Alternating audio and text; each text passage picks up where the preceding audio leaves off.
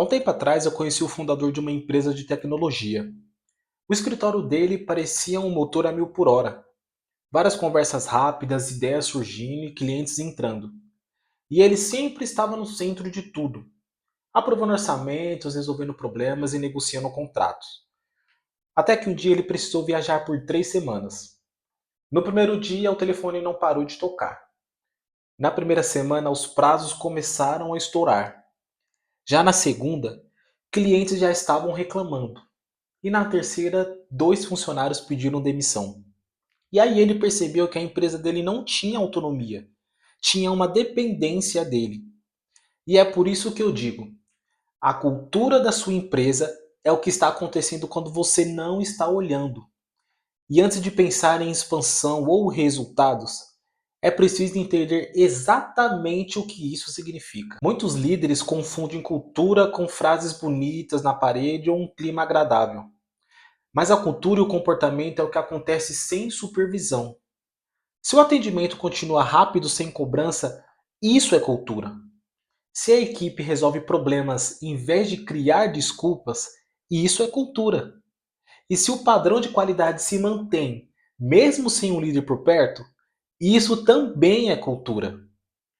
O papel é a intenção. E o que acontece no dia a dia é uma cultura real.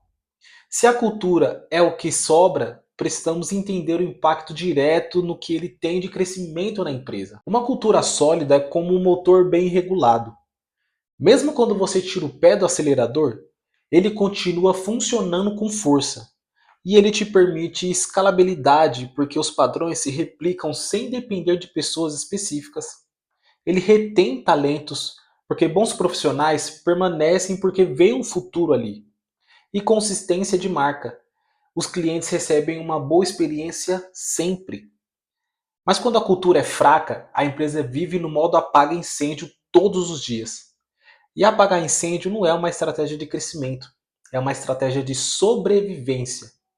E isso nos leva ao próximo ponto. Como a cultura é um fator construtivo. A cultura de uma empresa não nasce pronta. Ela é moldada ou pelo líder ou pelo acaso. E no desenvolvimento empresarial, cultura precisa andar lado a lado com planejamento estratégico. Não adianta crescer se as pessoas não sabem como agir e como reagir diante das demandas. Negócios aparecem de uma forma sustentável, não apenas pelos valores claros. Tem valores vividos todos os dias. Mas para viver esses valores é preciso evitar um erro que destrói a base de qualquer negócio. Muitos líderes estão focados em faturamento, produto e marketing. E acabam se esquecendo de se perguntar: a minha empresa está preparada internamente para sustentar esse crescimento? Sem cultura sólida, a comunicação se perde, as decisões demoram, os clientes sentem instabilidade e o time fica inseguro. A cultura é como um alicerce. Ninguém vê, mas se ele rachar, tudo racha junto. E se você quer fortalecer esse alicerce, precisa de chaves práticas para moldar essa cultura. Existem 3 chaves práticas para moldar a cultura da sua empresa de uma forma mais intencional. A primeira delas é a clareza de propósito. Todos precisam saber para onde a empresa está indo e por quê. E de ferramenta para isso, você pode utilizar o pitch de visão, que é uma frase curta que qualquer colaborador pode repetir para explicar a missão da empresa. Segundo é o padrão de excelência, definir o que é aceitável e o que não é. Para isso, utilize o mapa de comportamento, que é uma lista de atitudes que fortalecem ou enfraquecem a cultura. E terceiro é autonomia com responsabilidade. Liberdade para decidir, mas com parâmetros claros.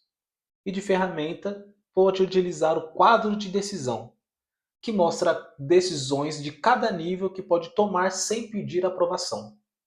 E é justamente a aplicação dessas chaves que separa empresas que dependem do dono das empresas que funcionam de forma autônoma. E aqui eu vou te contar um caso real só para ilustrar o que eu estou te dizendo. Uma indústria de alimentos que eu atendi tinha 120 funcionários e vendia muito bem, mas cada setor trabalhava como se fosse uma empresa diferente. O marketing prometia prazos que a produção não conseguia cumprir. Já o comercial não falava com estoque e os clientes recebiam informações bem conflitantes. E ao invés de apenas criar processos, o foco foi alinhar a mentalidade e o comportamento. Como? Com treinamentos curtos e práticos, com reuniões semanais rápidas para compartilhar boas práticas e reconhecimento público de equipes que aplicavam esses valores. E qual foi o resultado? Em 8 meses, o índice de retrabalho caiu 42% e o tempo médio de entrega reduziu em 3 dias. E aí a empresa fechou um contrato com uma rede nacional, que é algo que era inviável antes por falta de consistência. E esse é o poder de uma cultura bem trabalhada. Ela abre portas que antes pareciam inalcançáveis. E isso nos leva ao teste definitivo. Quer saber se a cultura da sua empresa é forte? Saia por uma semana e apenas observe. Se as decisões continuam corretas e os padrões se mantêm e o clima ainda permanece saudável, você tem uma cultura sólida. Agora, se tudo desmoronar, é sinal de uma dependência excessiva. Empresa que depende 100% de você não é uma empresa. É um emprego que consome suas 24 horas do dia. E uma boa notícia é que isso pode mudar. Cultura não é o que você escreve na parede. É o que acontece quando ninguém está olhando. Se você quer crescimento saudável, comece moldando a cultura que sustenta esse crescimento. Defina, vive e reconheça os comportamentos certos, porque no fim, não é o discurso que mantém uma empresa em pé. São hábitos que todos repetem, mesmo sem você. Te vejo no próximo.